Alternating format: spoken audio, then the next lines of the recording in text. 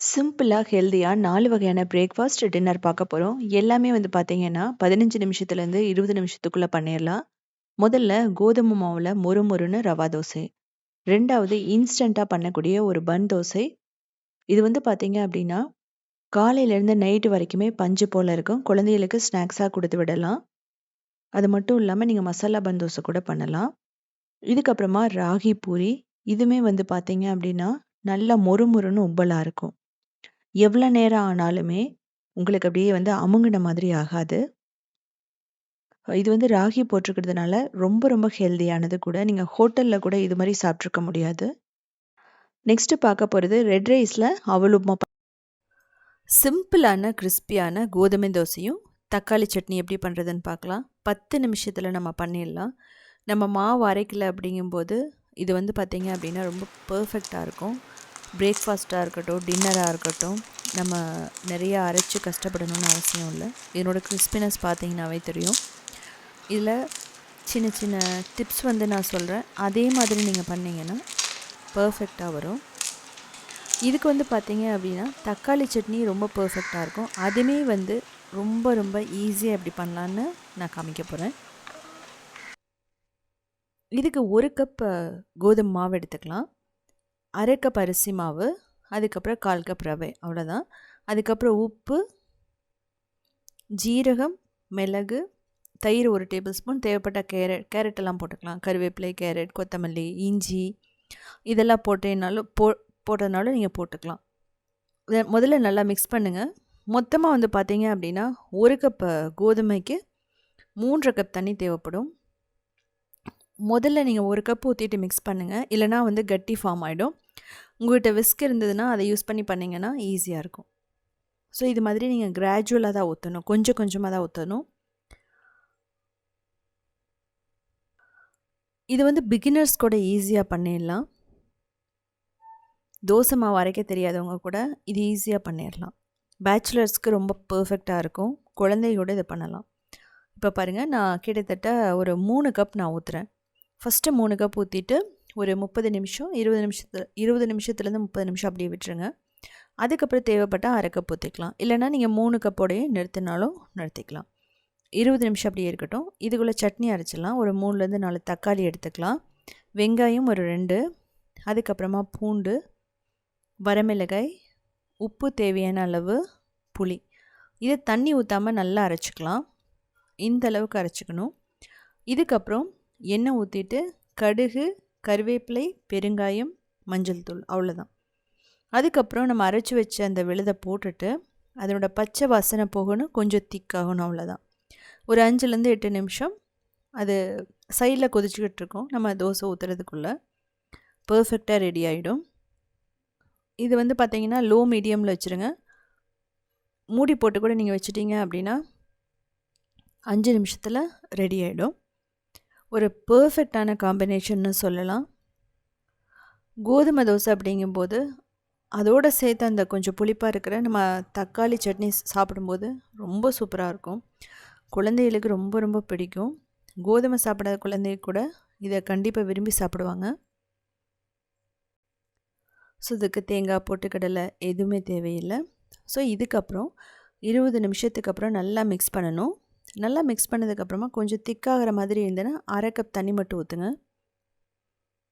கிட்டத்தட்ட 125 ml. அதுக்கப்புறமா தோசை ஊற்றுறது ரொம்ப முக்கியமானது. நல்ல சூடான தவாவாக இருக்கணும். நல்ல ஹை ஃப்ளேமில் வச்சுக்கிட்டு நீங்கள் மாவு ஊற்றினா தான் பர்ஃபெக்டாக கிறிஸ்பியாக வரும். லோ மீடியமில் வச்சிடாதீங்க, தோசை நல்லாவே வராது, சொதுன்னு ஆகிடும். இது ரொம்ப முக்கியமானது. நல்ல ஹை ஃப்ளேமில் வச்சுட்டு மாவு வந்து அப்படியே ஸ்ப்ரிங்கிள் பண்ணுற மாதிரி ஊற்றிட்டு ஒரே 1 டீஸ்பூன் ஆயில் மட்டும்தான். அதுக்கப்புறம் நீங்கள் அப்படியே விட்டாலும் ஓகே, மேலே மூடி வச்சு குக் பண்ணாலும் பர்ஃபெக்டாக வெந்துடும். ஸோ மூடிட்டு லோ மீடியம் ஃப்ளேமில் வச்சுட்டிங்க அப்படின்னா பர்ஃபெக்டாக கிறிஸ்பியாக நமக்கு ரெடி ஆகிடும். ஸோ பாருங்கள் எந்த அளவுக்கு பர்ஃபெக்டாக வந்திருக்குன்னு சொல்லிட்டு. ஸோ ரொம்ப ஈஸியாக பண்ணிடலாம். இதே மாதிரி நான் ராகி தோசையும் போட்டிருக்கேன். இதே மெத்தட் தான் ரவை தோசையும், நீங்கள் அதையும் பார்த்து தெரிஞ்சுக்கலாம். உங்களுக்கு அந்த பபிள்ஸ் தெரியும் எந்த அளவுக்கு ஃபார்ம் ஆயிருக்குன்ட்டு. நம்ம திருப்பி போடணும்னு அவசியம் இல்லை, இதிலேயே கிறிஸ்பி ஆகிடும். நான் வீடியோக்காக தான் திருப்பி போட்டு காட்டுறேன். உங்களுக்கு இன்கேஸ் திருப்பி போடணும்னு நீங்கள் விருப்பப்பட்டால் நீங்கள் திருப்பி போட்டும் குக் பண்ணலாம். இதுக்கு நெய்யும் நீங்கள் போடலாம். ஸோ இதே மாதிரி நான் ஒரு 3 தோசை எப்படி பண்ணுறதுன்னு சொல்லிட்டு உங்களுக்கு காட்டியிருக்கேன். அதே மாதிரி நீங்கள் பண்ணுங்கள். நான் சொன்ன மாதிரி இதில் வெஜிடபிள்ஸ் உங்களுக்கு பிடிச்சதுன்னா போட்டுக்கலாம். மசாலா வந்து போட்டுக்கலாம், நீங்கள் உருளைக்கிழங்கு மசாலா. இல்லை அப்படின்னா நீங்கள் கேரட்டை வந்து ஃபைனாக துருவி, கேரட், பீட்ரூட் அது மாதிரியும் நீங்கள் போட்டுக்கலாம். பொடி துவியும் சாப்பிட்லாம், பொடி நல்லெண்ணெய், அதுவும் நல்லாயிருக்கும்.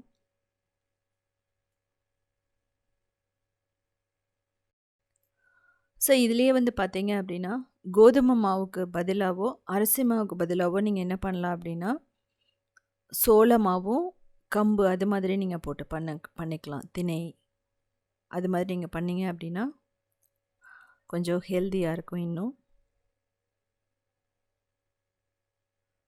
ஸோ நான் வந்து நான்ஸ்டிக்கில் பண்ணியிருக்கேன். நீங்கள் இரும்பு தோசைக்கல்ல கூட பண்ணலாம், பர்ஃபெக்டாக வரும்.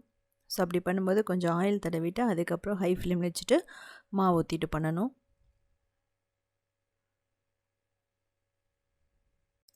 ஸோ இதுலேயே வந்து பார்த்தீங்கன்னா ஒரு சாஃப்டான தோசை மாதிரி வேணும்னா நீங்கள் கொஞ்சம் தண்ணி மாதிரி இல்லாமல் கொஞ்சம் திக்காக வந்து கரைச்சிக்கோங்க. அது வந்து பார்த்தீங்க அப்படின்னா பர்ஃபெக்டாக தோசை மாதிரியே வரும், சாஃப்ட் தோசை மாதிரி வரும். கொஞ்சம் பேக்கிங் சோடா போட்டிங்க அப்படின்னா இதுலேயே வந்து கோதுமை ஊத்தாப்பம் பண்ணலாம். அதுவும் வந்து பார்த்திங்கன்னா நல்லா தான் இருக்கும். மாவில் கொஞ்சம் திக்காக கரைச்சதுக்கப்புறமா கொஞ்சம் பேக்கிங் சோடாவோ கொஞ்சம் ஈனோவோ போட்டுட்டு நீங்கள் பண்ணலாம். சேம் மெத்தட் நீங்கள் பணியாரம் பண்ணலாம், கோதுமை பணியாரம், கோதுமை ரவா பணியாரம்.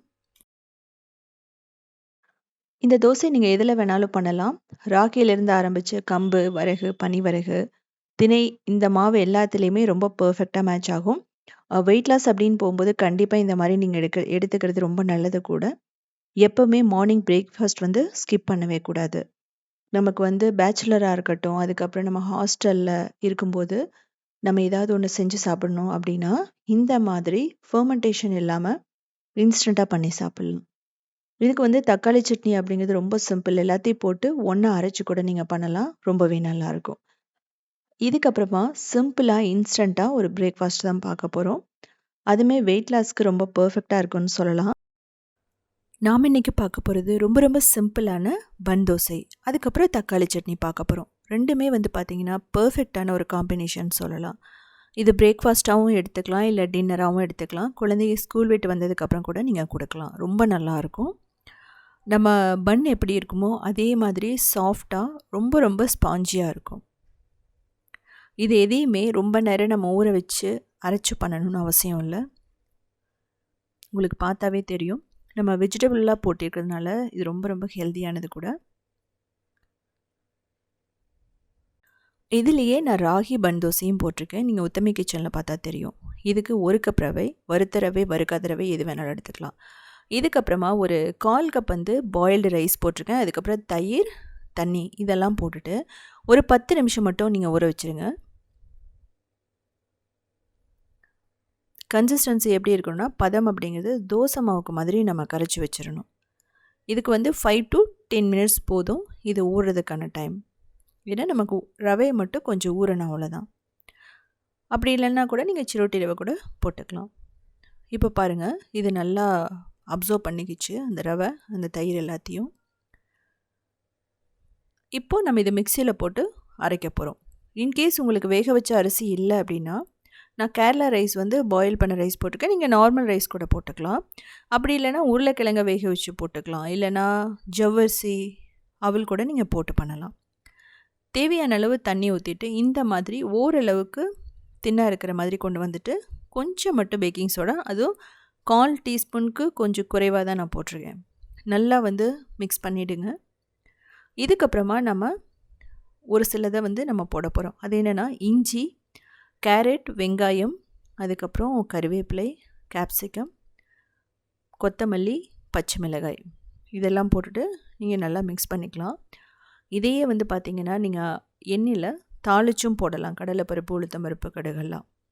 நான் அதை பண்ணல, இன்ஸ்டண்ட்டாக தான் பண்ண போகிறேன். இப்போது ஒரே ஒரு டேபிள் ஸ்பூன் எண்ணெய் ஊற்றிட்டு ஒரு 1.5 கரண்டி நம்ம அந்த மாவு ஊற்றணும், அவ்வளோதான். இதை மூடி வச்சு கிட்டத்தட்ட லோ ஃப்ளேமில் ஒரு 2லேருந்து 3 நிமிஷம், அதுக்குள்ளேயே வந்து பார்த்திங்கன்னா இது ரெடி ஆகிடும், நல்லா உப்பி வந்துடும். இப்போ திருப்பி போட்டு ஒரு 2 நிமிஷம், அவ்வளோதான். ஸோ இதில் இது மட்டும்தான் உங்களுக்கு பண்ணணும்னு அவசியம் இல்லை. நீங்கள் என்ன பண்ணலாம் அப்படின்னா, நீங்கள் நார்மல் பணியாரம் கூட நீங்கள் ஊற்றிக்கலாம், ரொம்பவே நல்லாயிருக்கும். ஊத்தப்பம் நல்லாயிருக்கும். ஸோ நான் ஏற்கனவே ஊத்தப்பம் வீடியோ போட்டிருக்கேன் இதே மெத்தடில், பட் வந்து பாயில்டு ரைஸ் இல்லாமல் நான் போட்டிருக்கேன். ஸோ உங்களுக்கு 2வது எப்படி பண்ணுறதுன்னு காட்டுறேன். அதே மாதிரி மூடி வச்சு ஒரு 2லேருந்து 3 நிமிஷம், அவ்வளோதான். இதில் தேவைப்பட்டால் நீங்கள் முந்திரி, வேர்க்கடலை, அதுக்கப்புறம் தேங்காய் கூட போட்டுக்கலாம். நல்ல கோல்டன் ப்ரௌன் வந்ததுக்கப்புறம் நம்ம எடுத்துடலாம். ஸோ பாருங்கள் எந்த அளவுக்கு சூப்பராக இருக்குன்னு சொல்லிட்டு. இது வந்து நமக்கு தாளிக்கிற கரண்டிலேயே நம்ம பண்ணிக்கலாம். ஸோ இந்த தாளிக்கிற கரண்டி உங்கள்கிட்ட இல்லைன்னா, அதாவது நம்ம தாளிக்கிற பேன் ஏதாவது வச்சுருப்போம் இது மாதிரி, இதில் ஒரே ஒரு டேபிள் ஸ்பூன் எண்ணெய் மட்டும்தான், கிட்டத்தட்ட நீங்கள் ஒரு 2 கரண்டி ஊற்றிடலாம். ஊற்றிட்டு மூடி நான் சொன்ன மாதிரி ஒரு 2 நிமிஷம், அவ்வளோதான், பர்ஃபெக்டாக ரெடி ஆகிடும். ஸோ பாருங்கள் எந்த அளவுக்கு சூப்பராக இருக்குன்னு சொல்லிட்டு. இதுலேயே வந்து பார்த்திங்கன்னா மசாலா ஸ்டைலில் வேணும்னா மஞ்சத்தூள், மிளகாய்த்தூள், கொத்தமல்லி தூள், ஜீரகத்தூள் கூட நீங்கள் போட்டு பண்ணலாம், ரொம்பவே நல்லாயிருக்கும். ஸோ செஞ்சு பார்த்துட்டு கமெண்ட் பண்ணுங்கள் எப்படி இருந்துச்சுன்னு சொல்லிட்டு. இதுக்கு வந்து பார்த்திங்க அப்படின்னா, நான் வீடியோட கடைசியில் பர்ஃபெக்டான ஒரு காம்பினேஷன் வந்து சட்னி காட்டியிருக்கேன். இது வந்து தக்காளியும் நிலக்கடலையும் வச்சு பண்ணுறது பர்ஃபெக்டாக இருக்கும். இது வந்து உள்ளே எப்படி இருக்குன்னு பார்க்கலாம். நம்ம ஒரு பேக்கரியில் வாங்குகிற ஒரு பன்னு மாதிரியே தான் இருக்கும், ஒரு வெஜிடபிள் பன் மாதிரி. ஸ்பாஞ்சினஸ் பார்த்திங்கன்னா ரொம்ப சூப்பராக இருக்கும்.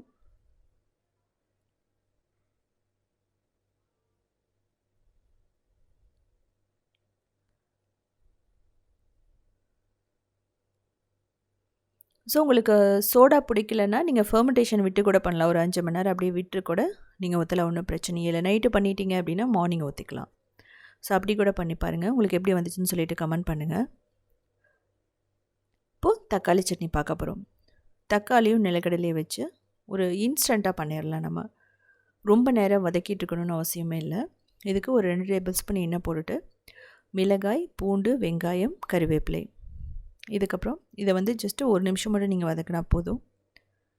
ரொம்ப கோல்டன் ப்ரௌன் ஆகணும்னுலாம் அவசியம் இல்லை. சின்ன வெங்காயம் இருந்தால் கிட்டத்தட்ட ஒரு 1/2 கப் சின்ன வெங்காயம் போட்டுக்கலாம். இப்போது வறுத்த நிலக்கடலை, எள்ளு, உப்பு, ஏன்னா எல்லாமே நான் வறுத்து வச்சுருக்கிறதுனால ஒரு 50 செகண்ட் மட்டும் லைட்டாக ரோஸ்ட் பண்ணுறேன். நீங்கள் வறுக்கலைன்னா நீங்கள் என்ன பண்ணுங்கன்னா தனியாக வறுத்து போட்டுக்கலாம், இல்லை இதோடையே சேர்த்து கொஞ்சம் இன்னும் எக்ஸ்ட்ரா ஆயில் ஊற்றி வறுக்கலாம். நான் வந்து ஒரு 2 டேபிள் ஸ்பூன் ஆயில்குள்ளே தான் நான் யூஸ் பண்ணியிருக்கேன். இப்போது தேங்காய் பிடிக்காதவங்க நீங்கள் ஸ்கிப் பண்ணிடலாம். கிட்டத்தட்ட ஒரு 2 டேபிள் ஸ்பூன் தான் நமக்கு தேவைப்படும். இந்த சட்னியை வந்து பார்த்தீங்க அப்படின்னா ஒரு 2 நாள் வரைக்குமே கெட்டு போகாது. இதுக்கப்புறம் நம்ம பெருங்காயம், கொத்தமல்லி போட்டுக்கலாம். உங்களுக்கு ஜீரகம் பிடிக்குன்னா ஜீரகம் போட்டுக்கலாம், இஞ்சி ஃப்ளேவர் பிடிக்கும்னு சொல்கிறவங்க இஞ்சி வந்து போட்டுக்கலாம். நான் வரமிளகாய் வந்து காரத்துக்கு 1 தான் போட்டிருக்கேன், குழந்தைகளுக்கு அப்படிங்கிறதுனால. நீங்கள் வரமிளகாய் 4 வரமிளகாய் கூட போடலாம். டேஸ்ட் வந்து ரொம்ப நல்லாயிருக்கும். நம்ம சிஸ்வான் சட்னி எல்லாம் சாப்பிட்ற மாதிரி அதே மாதிரி இருக்கும். தக்காளி ஒரு 5 தக்காளி, நல்ல பழுத்த தக்காளி போட்டுக்கலாம். இது வந்து பார்த்திங்க அப்படின்னா நல்லா சாஃப்டாக வரைக்கும் நம்ம வதக்கணும். இதுக்கு வந்து தண்ணியெல்லாம் ஊற்றிடாதீங்க, ஏன்னா தக்காளியில் இருக்கிற தண்ணியிலேயே அது வதங்கினா மட்டும்தான் அந்த சட்னி நல்லாயிருக்கும். நம்ம தண்ணி ஊற்றியெல்லாம் நம்ம வேக வச்சு பண்ணோன்னா சட்னியோட டேஸ்ட் கொஞ்சம் மாறும். இந்த சட்னி அப்படிங்கிறது உங்களுக்கு வந்து தண்ணியாகவும் இருக்கலாம், இல்லை அப்படின்னா திக்காகவும் இருக்கலாம். நான் வந்து திக்காக தான் பண்ணியிருக்கேன். உங்களுக்கே தெரியும் எந்த அளவுக்கு அந்த தக்காளியிலேருந்து அந்த தண்ணி வெளியே வந்திருக்கணும், அதனோட ஜூஸ். இப்போது நான் புளியும் கொஞ்சம் மட்டும் வெல்லம் போடுறேன், ஏன்னா ஒரு சில தக்காளி ரொம்ப புளிக்கும், ரொம்ப புளிப்பாக இருந்தாலும் நம்மளால் சாப்பிட முடியாது, அதனால் போட்டிருக்கோம். இது வந்து பார்த்திங்கன்னா ஒரு நிமிஷத்துலேருந்து 2 நிமிஷத்துக்குள்ளே நல்லா வதங்கிடும். இன்னொரு விஷயம், தக்காளி சட்னி அப்போவே சாப்பிட்ற மாதிரி இருந்தால் நீங்கள் ரொம்பவும் வதக்கணும்னு அவசியம் இல்லை. இப்போ எல்லாம் ஆற வச்சுட்டு மிக்சியில் போட்டு நம்ம அரைச்சி எடுத்துக்கலாம். இதுக்குன்னு வந்து பார்த்திங்க அப்படின்னா சீசனிங் பண்ணணும்னு அவசியமே இல்லை, தாளித்து நம்ம கொட்டணும்னு சொல்லிட்டு. வெயிட் லாஸ் அப்படின்னு போகும்போது நம்ம எக்ஸ்ட்ரா ஆயிலெல்லாம் ஊற்ற வேண்டியதில்லை. மேக்ஸிமம் நம்ம இப்படியே வந்து நான் தாளிக்காமையே செஞ்சுருவேன். ஏன் அப்படின்னா அதில் எக்ஸ்ட்ரா ஒரு டேபிள் ஸ்பூன் எண்ணெய் வந்து போகும், அதனால்.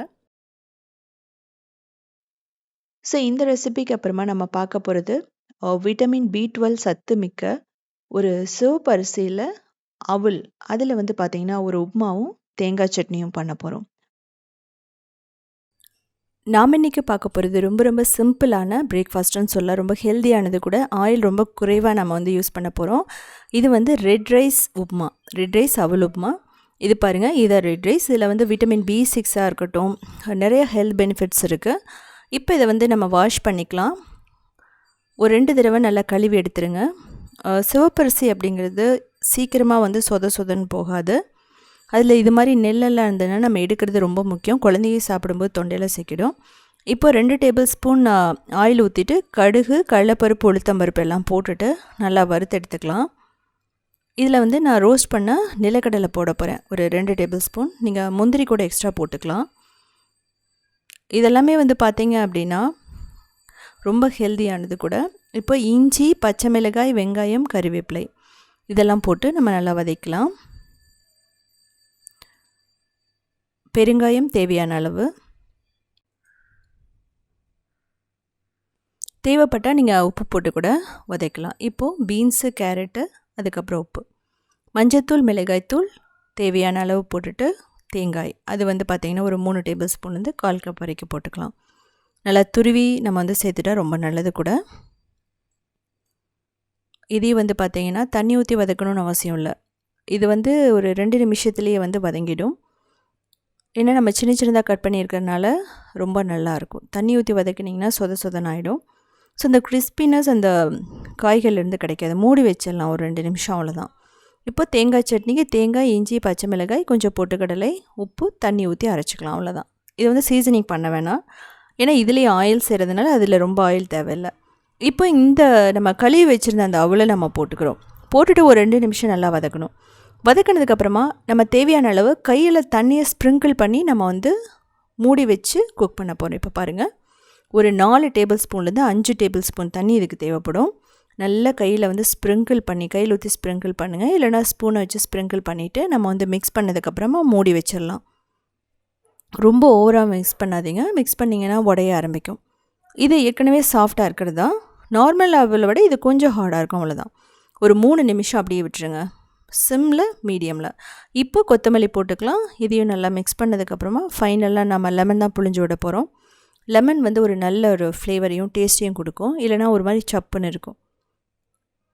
இப்போது நம்ம லெமன் போடுறோம், ஒரு முழு லெமன் நம்ம போடணும், தேவைப்படும்.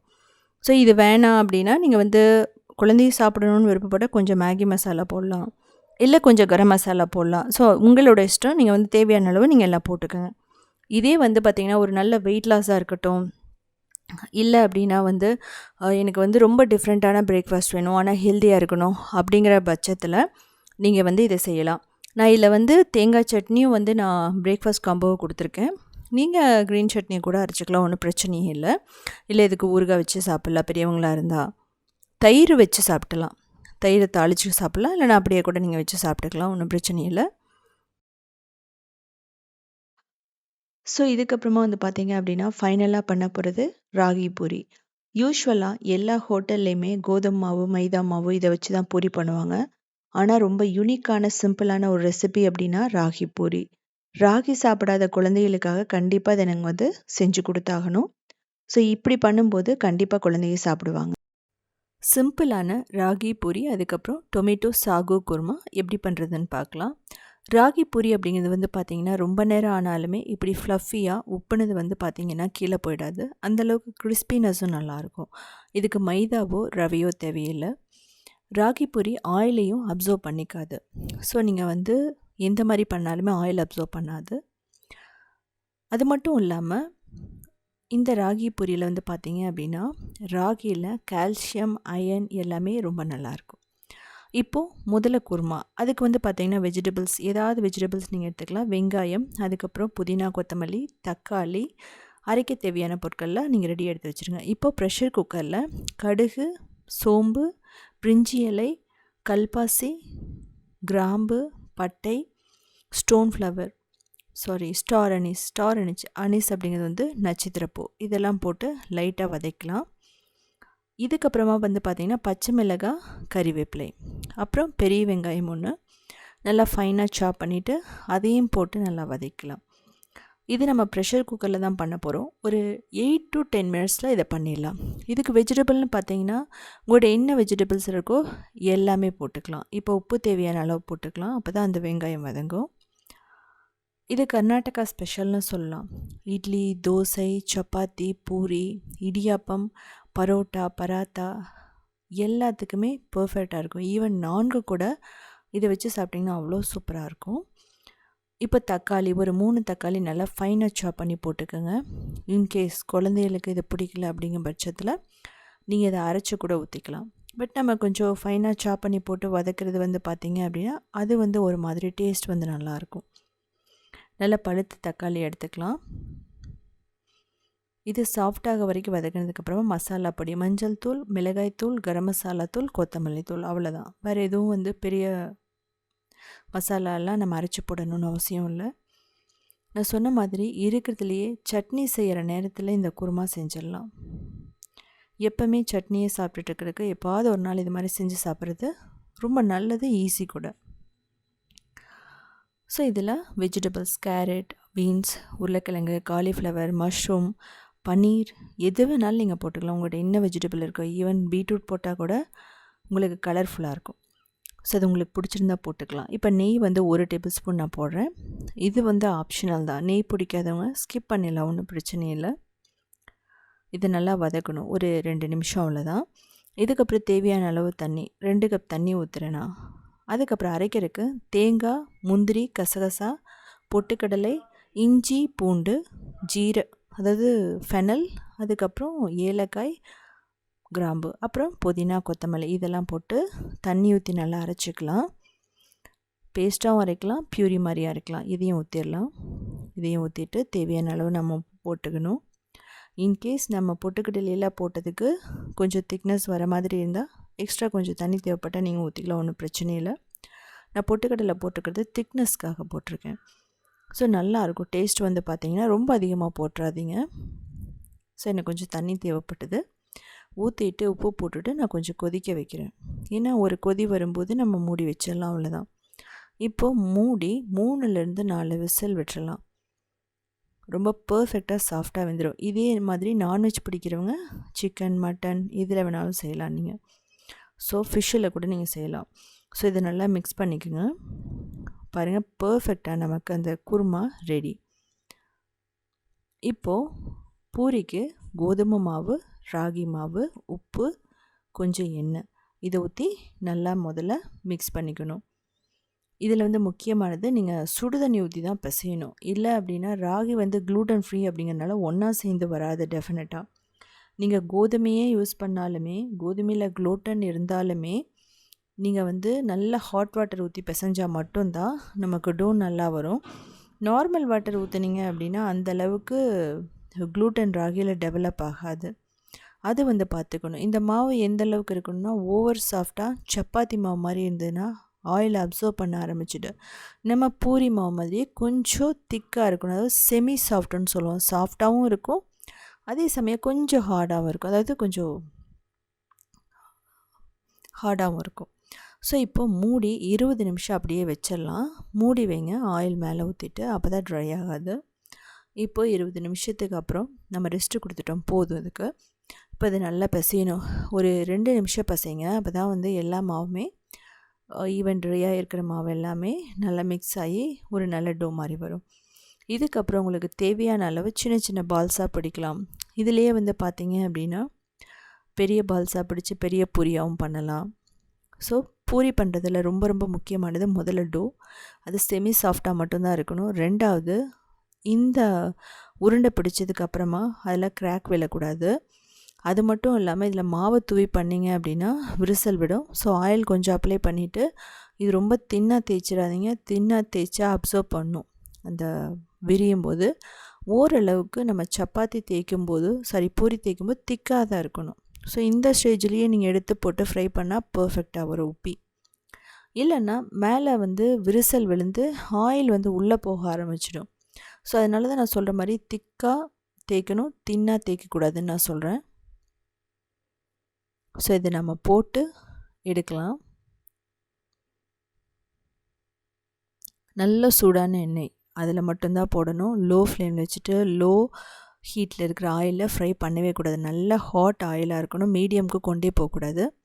ஸோ இது மாதிரி உப்பி வந்ததுக்கப்புறம் நம்ம திருப்பி போட்டு நம்ம ஒரு 2 நிமிஷம் நல்லா வேக வரைக்கும் வெந்து நம்ம எடுத்துடலாம். ஸோ இதாக வந்து பார்த்திங்க அப்படின்னா ஒரு பர்ஃபெக்டான பூரின்னு சொல்லலாம். பூரி ஒரு சில டைமில் கிராக் ஆகி ஓட்டையெல்லாம் விழுந்து உள்ளே ஆயில் போய் சாப்பிட்றக்கே நல்லா இருக்காது. ஸோ இது மாதிரி டெக்னிக்கில் நீங்கள் கோதுமை பூரி கூட நீங்கள் ட்ரை பண்ணி பார்க்கலாம். கோதுமையில், மைதாவில், ரைஸில் எல்லாத்துலேயுமே பர்ஃபெக்டாக வரும். ஈவன் சோளம், அதுக்கப்புறம் வந்து கம்பு, மில்லட்ஸில் கூட நீங்கள் ட்ரை பண்ணி பாருங்கள். எல்லாத்துக்குமே ரொம்ப முக்கியம். அதில் க்ளூட்டன் வேணும்னா கொஞ்சம் கோதுமை மாவோ மைதாவோ ஆட் பண்ணிக்கலாம். நீங்களே பாருங்கள் எந்த அளவுக்கு உப்பி பர்ஃபெக்டாக இருக்குன்னு. இதே மாதிரி ரவையே கலக்க போகிறதில்ல நம்ம. ஸோ ஆனாலுமே வந்து கிட்டத்தட்ட ஒரு 1 or 2 ஹவர்ஸ்க்கு இது உப்புனது அப்படியே தான் இருக்கும். கிறிஸ்பினஸும் நல்லாயிருக்கும். ஸோ 2வது நான் உங்களுக்கு ஃப்ரை பண்ணி காட்டுறேன். ஸோ இந்த மாவுலேயே வந்து பார்த்திங்கன்னா ஒரு 10-12 பூரி வரும். அதாவது நம்ம 2 கப், 1 கப் அப்படிங்கிறது 250 கிராம். அதுலேயே நமக்கு 12-13 பூரி வரும். ரொம்ப நல்லாயிருக்கும். இன்கேஸ் உங்களுக்கு பூரி வந்து போட முடியல, உங்களுக்கு ஆயிலில் ஃப்ரை பண்ண பிடிக்கலன்னா இதையே அப்படியே சப்பாத்தியாக கூட நீங்கள் போட்டு எடுத்துக்கலாம். ஃபுல்கா, சப்பாத்தி எல்லாமே இதில் வரும். ஸோ இதே மாதிரி செஞ்சு பாருங்கள். ஸோ செஞ்சு பார்த்துட்டு எப்படி இருந்துச்சுன்னு சொல்லிவிட்டு கமெண்ட் பண்ணுங்கள். இதே மாதிரி நிறைய ரெசிபீஸ் வேணும்னா நீங்கள் உத்தமி கிச்சனை ஃபாலோ பண்ணலாம். அது மட்டும் இல்லாமல் க்ரியேட்டிவ் வேர்ல்ட்னு இன்னொரு சேனல் இருக்குது. அதில் 1800 ரெசிபீஸ் இருக்குது.